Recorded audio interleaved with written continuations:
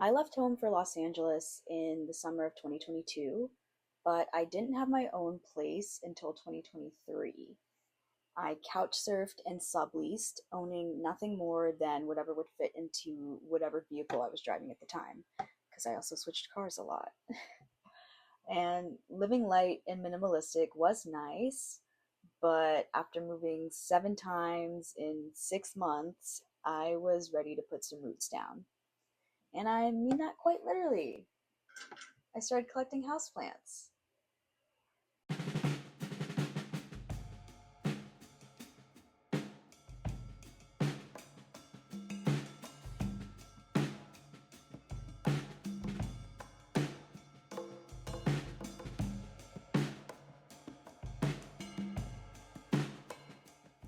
Taking care of houseplants not only symbolized me settling in Los Angeles, but it's also been a way for me to feel connected to my roots back home.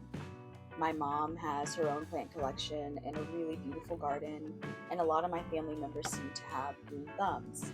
So for me, it almost felt like I'm taking part in a tradition by growing my own collection.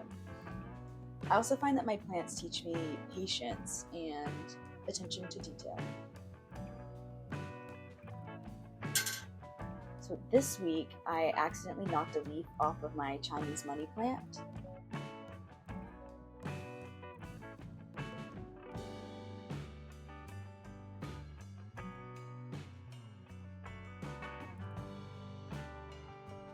And I thought to press and preserve it like I did with several flowers and leaves that I have displayed. I wanted to try a new way of pressing. And after some light research, I found a DIY flower press project that seemed simple enough.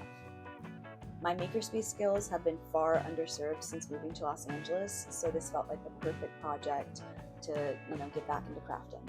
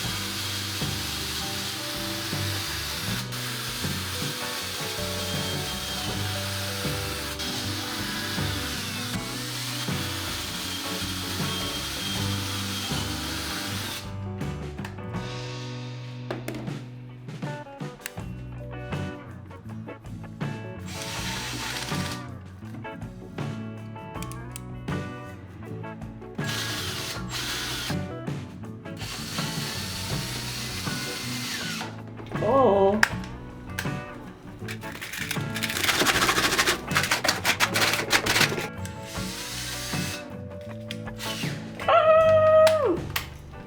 I've definitely mentioned this before, but a big focus of my self-reflection in the last year has been about my fears. I am very afraid. I am paranoid and suspicious of everything and everyone. Yeah.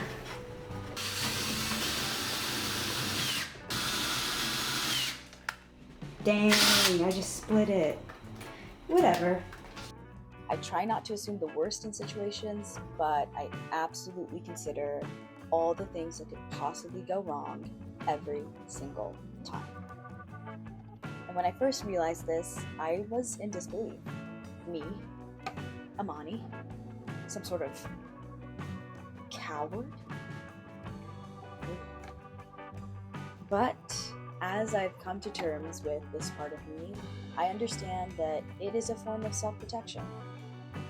And it's not necessarily a bad thing. Some may refer to this as an inner critic, the censor, or the devil on a shoulder. For myself, I like to think of it as the cowardly lion from The Wizard of Oz. Being fearful is a natural part of being human, and the cowardly lion in me is not something to get rid of, but rather a valuable voice to consider in my decision making. I won't let fear lead me, but I will always listen to its concerns. Come on. Come on. No. This is great. This is great.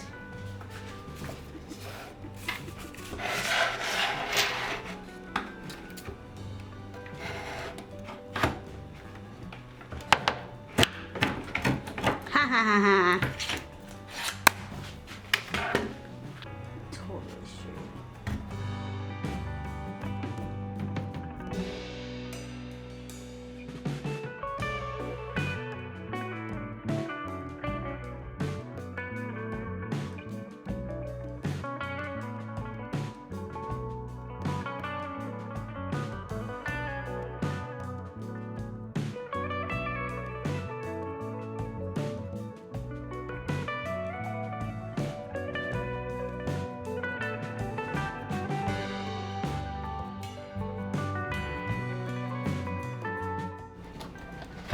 Whatever, man.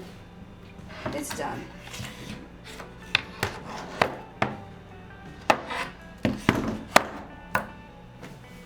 With the changes I've gone through this year, the world has opened up to me in ways I'd never imagined.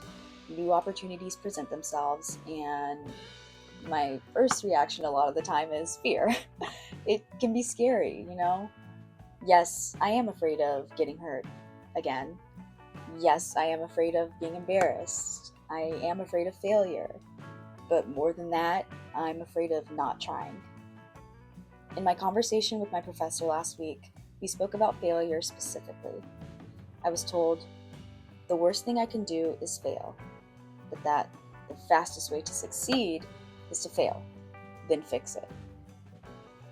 And these words don't eliminate my fear of failure completely, but they do shift my awareness to resilience and the belief that accepting and then recovering from defeat is a more worthwhile effort than trying to avoid it altogether. Talk to you next week. Sincerely, Amani.